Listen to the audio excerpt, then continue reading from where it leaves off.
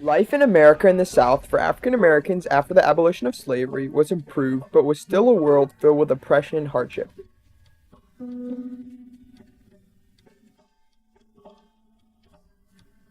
By 1860, free African American men participated in at least 65 different job types, ranging from carpenters to shoemakers to tailors. Despite the progress these people were making, the city council attempted to limit the wages an African American could earn to no more than $1 a day. The African Americans who were able to rise up and enter the so-called black elite replicated the behavior of their white counterparts. The black elite attempted to distance themselves from the average African American who is often propertyless, living in poverty, and working under terrible conditions similar to those slaves experienced. Although examples of successful African Americans are not prevalent during this time period, persistence and luck helped some people overcome the barriers instilled by the racist society they were released into after their emancipation. The United States government's first attempt to promote racial equality was the passing of the Civil Rights Act of 1866. This act stated that all citizens, defined as people born in the United States regardless of race or color, are to be treated equally and granted equal rights in the eye of the law. However, little was done to enforce this act, and people of color continued to be discriminated against.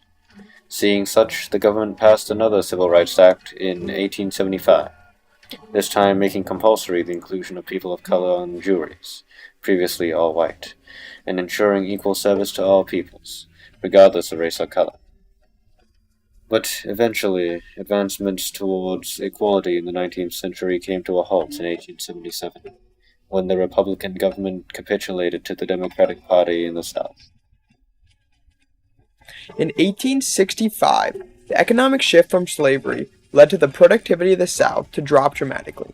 In 1880, freed slaves were putting in about a fifth the amount of work before, and the output of cotton, which was one of the most important crops in the South, per person fell from $147.98 as a slave to $74.03 as a sharecropper.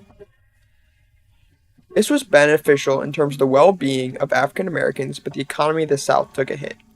In 1865, with the abolition of slavery, African Americans needed to work, and sharecropping became one of the main livelihoods taken on by newly freed slaves. Sharecropping was when a family or individual farmed a piece of land that was not their own, and part of their crop was given to the owner of the land.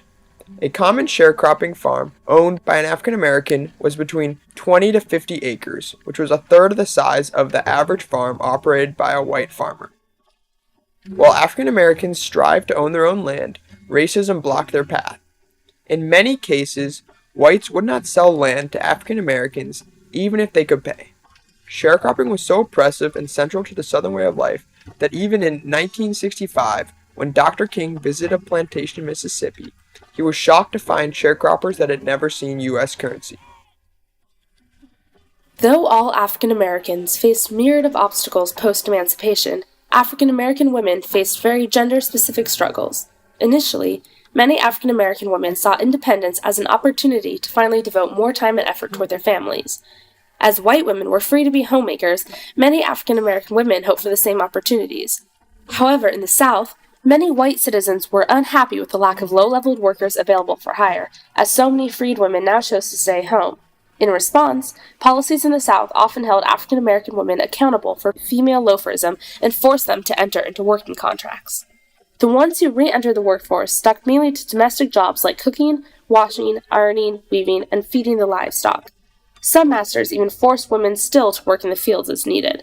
Overall, African American women's jobs were practically just as limited as they were when they were slaves. Fortunately, they did see some improvements, albeit small, such as being allowed to plant their own crops to sell for profit and being given half a day off to wash their family's clothing. Though these improvements are minuscule, they are important and speak to African American women's dedication to supporting their families. With the enactment of the Black Codes in 1865, which were created to oppress the new sense of freedom African Americans felt, the percentage of African Americans in prisons became larger than the white population. Convict leasing came to be a substitute for slavery.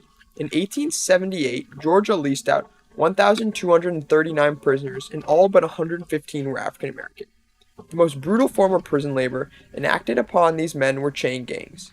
Chain gangs began in the early 1890s as part of a massive road project. Robert Burns, a former member of a chain gang, stated, The chains the prisoners wore were permanently riveted on them, worked in them, slept in them, were part of them, to the same level just animals, and treated worse than animals. Members of chain gangs were treated like animals and were thrown back into the horrors of slavery. The nation finally took action and chain gangs were abolished in every state by the 1950s. But African American farmers pushed through hardship and oppression and clearly made strides in the right direction. In 1875, African Americans owned roughly 3 million acres of land, while in 1890, 8 million, and finally in 1900, 12 million acres. Through their perseverance and drive, African Americans were able to acquire land of their own and move against a system that was trying to make them fail. African Americans also pushed back through the formation of unions.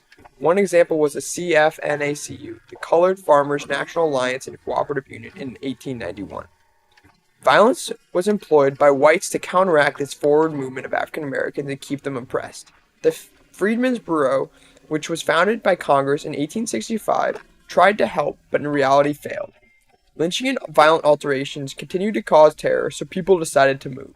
They moved around the country from the west to Kansas, or later on in the early 20th century to the north.